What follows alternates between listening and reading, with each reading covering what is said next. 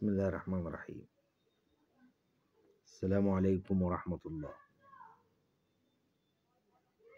كلام النهاردة عن جنيه البنك المركزي اللي هو قدامك في الصورة ده، الشهير بالجنيه الأخضر.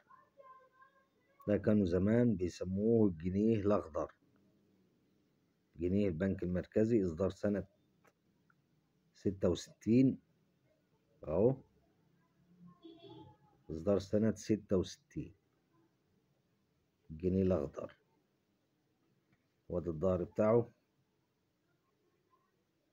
أهو. اتكلم بقى عن سعره.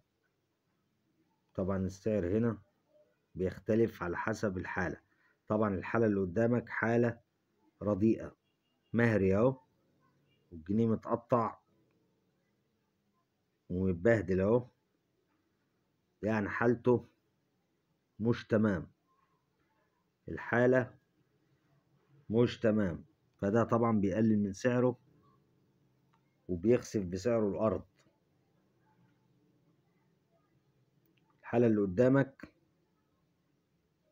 بيعمل 50 جنيه، 50 جنيه و40 جنيه كمان.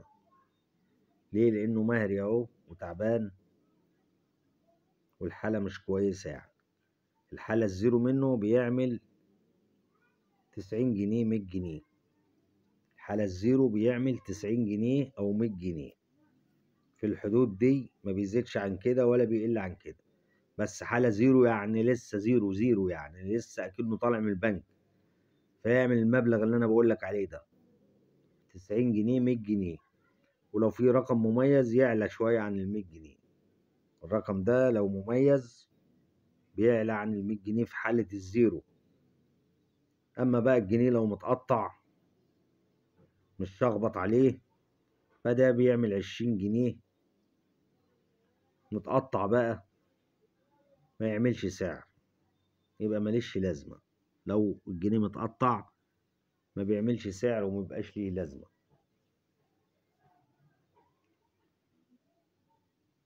أماكن البيع والشراء هي جروبات الفيسبوك والأسواق الموجودة في المحافظات. جروبات الفيسبوك دي أفضل أماكن لبيع العملات القديمة. لو معاك عملة وعاوز تبيعها تقدر تبيع على جروبات الفيسبوك، بس تكون مهم يكون العملة اللي معاك حالتها كويسة وحاجة مطلوبة، ومش أي حاجة بتتباع. اللي بيتباع اللي هو النادر بس. متنسناش في اللايك والمتابعة للصفحة. والسلام عليكم ورحمة الله وبركاته.